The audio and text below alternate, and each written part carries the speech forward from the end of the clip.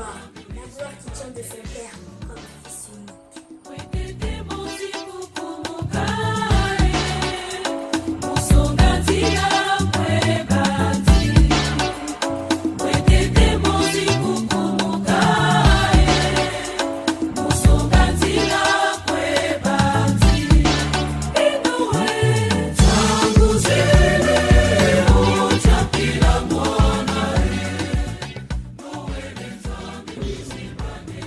Nous célébrons dans la joie aujourd'hui la naissance de notre unique et seul Maître, le Seigneur Jésus.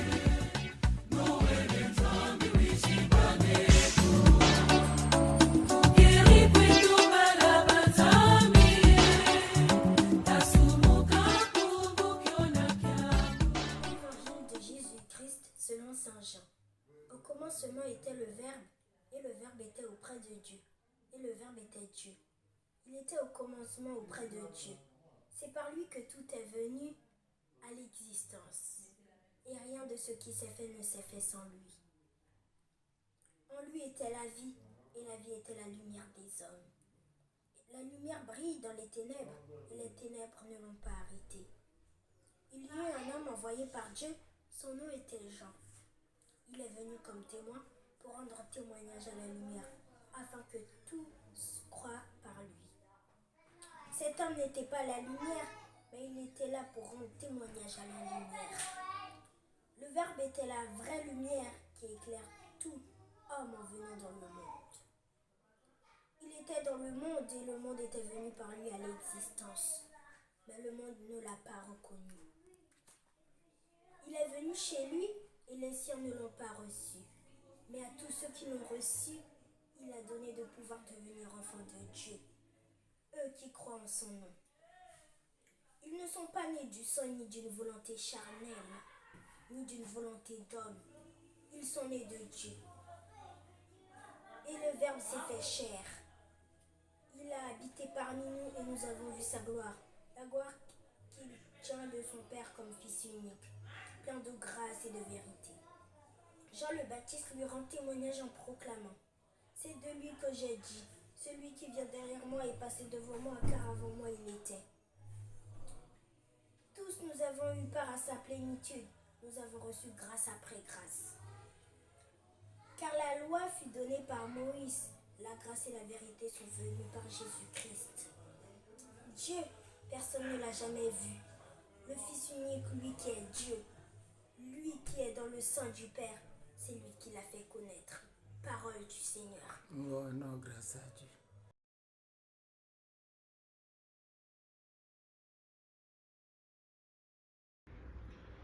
Chers amis de la fraternité congolaise, chers tous, nous célébrons dans la joie aujourd'hui la naissance de notre unique et seul Maître, le Seigneur Jésus. Le reflet resplendissant de la gloire du Père, expression parfaite de son être, comme le cite le livre aux Hébreux au chapitre 1. Il me soit permis de vous partager la pensée d'un grand poète libanais, Khalil Gibran, sur la beauté. La beauté n'est nullement un besoin, mais une extase. Ce n'est pas une bouche assoiffée, ni une main tendue, mais un cœur enflammé et une âme enchantée. La beauté est la vie, quand la vie dévoile son visage béni, mais vous en êtes la vie et le voile. La beauté est une éternité, que l'on contemple sur un miroir, mais vous êtes l'éternité et le miroir. Le beau est un transcendantal, un attribut divin. Accoster le beau à l'éternité, Gibran ne fait que révéler sa nature. L'embellissement de nos églises, des places publiques, de nos maisons, les sapins et les crèches, ne sont autres que la magnificence du beau, du vrai et du bien. C'est la célébration de la naissance de Jésus-Christ, vrai Dieu et vrai homme. La liturgie de ce jour nous introduit dans la splendeur du beau, dans la contemplation du divin, dans sa naissance historique sur terre. Ainsi parle Jean dans son prologue: au commencement était le Verbe, la parole de Dieu, et le Verbe était auprès de Dieu, et le Verbe était Dieu. Quelle beauté, ô merveille! La gloire chantée après une longue pause, le Gloria chanté après une longue pause de l'Avent dilate nos cœurs, extasie nos vies, enchante notre être tout entier. Sois béni, Dieu merveilleux. L'identique, le même, le Verbe auprès de Dieu, depuis l'éternité non créée mais engendrée, a été porté dans le sein béni de Marie, la Vierge de Sion, tout apulcre, toute pure et éternellement vierge. La naissance du Christ annoncée par l'ange est accueillie par foi et humilité par la Sainte Vierge Marie, la maman du Congo et de l'Église tout entière, notre mère, notre reine. Qu'elles soient bénies, toutes les mamans du monde, toutes celles qui allaitent, toutes celles qui chérissent leurs enfants, toutes celles qui cherchent un enfant, toutes celles qui ont perdu un enfant dans la grande prairie de l'existence, puissent-elles être consolées par l'enfant Jésus. Dans notre chère patrie, le plus bien commun que nous avons tous, la Noël est parfois perçue comme la fête des enfants et le nouvel an fête des grands. Et rien de plus erroné. La Noël est la fête par excellence de la famille, de tout le monde. Ne dit-on pas en italien « a Natale con i tuoi, a Pasqua con chi vuoi ». Toutefois, la place centrale que nous réservons aux enfants est un choix judicieux, car c'est l'image du Christ en eux et en nous tous que nous exaltons. Si le Seigneur, dans Deutéronome, nous invite à bannir toutes sortes de pauvreté autour de nous, qu'il n'ait aucun pauvre autour de toi, nous devons ouvrir nos cœurs ou nos yeux durant ces festivités pour être charitables envers nos voisins, nos frères, les amis de passage.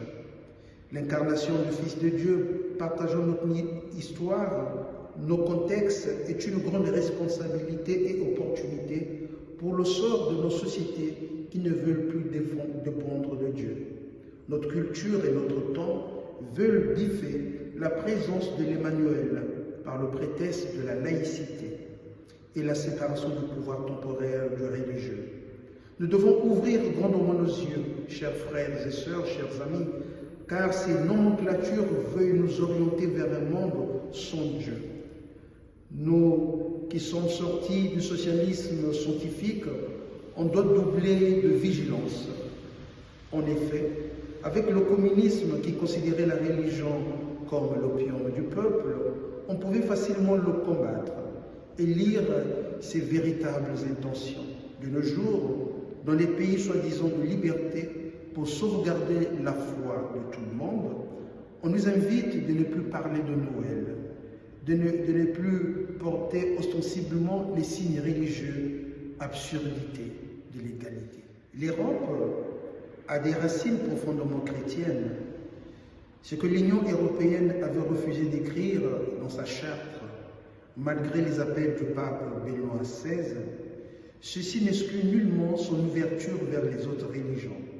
Nous qui sommes pasteurs dans nos communautés, on a le thermomètre de la situation sociale ou sociétale. Noël devient de plus en plus une fête désincarnée, ouverte au consumisme, aux localités touristiques, voyages de plaisance. Une fête, au fait, sans le Christ, une fête païenne.